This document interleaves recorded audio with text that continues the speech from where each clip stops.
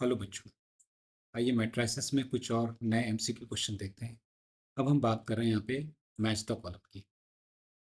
तो जैसे यहाँ मैट्रिक्स में दिया हुआ कॉलम ए आपके पास 5 क्वेश्चंस हैं, कॉलम बी में भी आपके पास 5 ऑप्शंस हैं और आपको मैच करना है कि कौन सा आंसर करेक्ट है।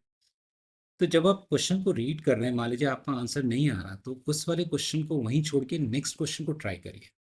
जैसे पहला क्वेश्चन दिया हुआ है कि A is a square matrix then correct relation is. अब अगर राइट हैंड साइड देखें तो स्क्वायर मैट्रिक्स की कोई कंडीशन नहीं, सिर्फ उसमें एक ही चीज़ गिवन होती है कि number of row equals to number of column. Wait, अभी हम ए को सॉल्व नहीं करते। अब देखते हैं सेकंड क्वेश्चन में कि A is a singular matrix. तो हमें मालूम है कि अगर कोई भी मैट्रिक्स अगर सिंगुलर है तो मतलब उसकी डिटर्मिनेंट वैल्यू जो होती है वो कितनी होनी चाहिए? 0। तो ई ऑप्शन मुझे गिवन है, तो यहाँ पे दूसरा क्वेश्चन इससे मैच कर रहा है, तो सेकंड का ऑप्शन ये हो जाएगा। थर्ड क्वेश्चन की बात करें कि A is any matrix then adjoint of transpose of V book। तो ये जो वैल्यू होगी जहाँ पे एडजॉइंट और ट्रांसपोज की बात हो रही है, तो एक ही ऑप्शन दिख रहा है ए, जो कि वैल्यू होगी कि एडजॉइंट ऑफ ए का ट्रांसपोज। क्योंकि हमने पढ़ा है कि अगर हम किसी भी मैट्रिक्स का अगर ट्रांसपोज कर रहे हैं तो हम उसको उसी फॉर्म में ट्रांसपोज फॉर्म में ही लिखेंगे यहाँ पे।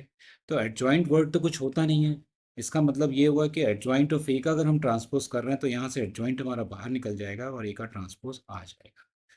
तो मतलब क्वेश्चन 3 का जो है वो ए ऑप्शन करेक्ट मान लेते हैं।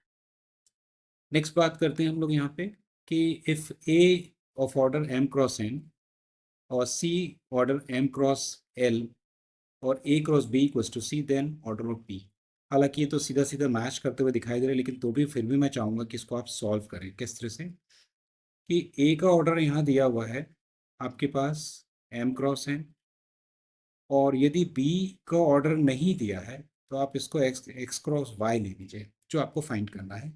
और सी का आपको ऑर्डर दिया है यहाँ पे एम क्रॉस एल। तो हमें ये कंडीशन मालूम है कि जब हम दो मैट्रिक्स को मल्टीप्लाई करते हैं तो पहले मैट्रिक्स का कॉलम नंबर दूसरे मैट्रिक्स के रो के बराबर होना चाहिए। इसका मतलब है कि एक्स की वैल्यू तो मेरी एन हो गई, और जो बचा होगा वो ऑर्डर ए और बी का होना चाहिए। तो ए और बी का ऑर्डर क्या होगा कि पहले का रो और दूसरे का कॉलम अगर आप देखें तो ए इंटू बी जो होना चाहिए वो होना चाहिए एम इंटू वाई।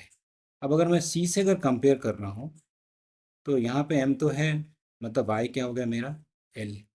तो इस तरह से मैं बी का एक्स की वैल्यू मैंने निकाल ली है यहाँ पे बी के लिए एन, और आपने देख लिया कि वाई की वैल्यू एल, तो ये एन क्रॉस एल हो जाएगा। तो यहाँ मुझे एक ही ऑप्शन दिखाई दे रहा है एन क्रॉस एल वाला, और वो आंसर बी है।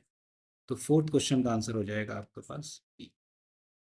अभी भी स्टिल मैंने ए को मार्क नहीं किया हुआ है। चलिए अब हम फिफ्थ क्वेश्चन की बात करें। For any matrix A transpose of transpose. तो ये आपने बहुत अच्छे से पढ़ा हुआ था कि किसी भी मैट्रिक्स का अगर हम ट्रांसपोज करें तो मैट्रिक्स इटसेल्फ के बराबर होता है।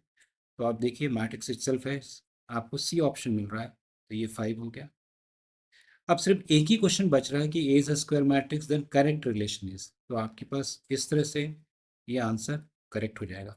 और ये प्रॉपर्टी आपने पढ़ा हुआ है कि मैट्रिक्स ए का अगर हम एडजॉइंट निकालें या एडजॉइंट ए को मैट्रिक्स ए से मल्टीप्लाई करें तो ये value determinant of A two I के इक्वल होती है। तो ये स्क्वायर मैट्रिक्स के लिए ही पॉसिबल है, इसलिए ये जो आप आंसर दिया हुआ था फर्स्ट, ये करेक्ट है। नहीं तो जल्दबाजी में अगर हम कुछ और लगा देते तो शायद फिर पूरी मैचिंग हमारी गड़बड़ हो जाती।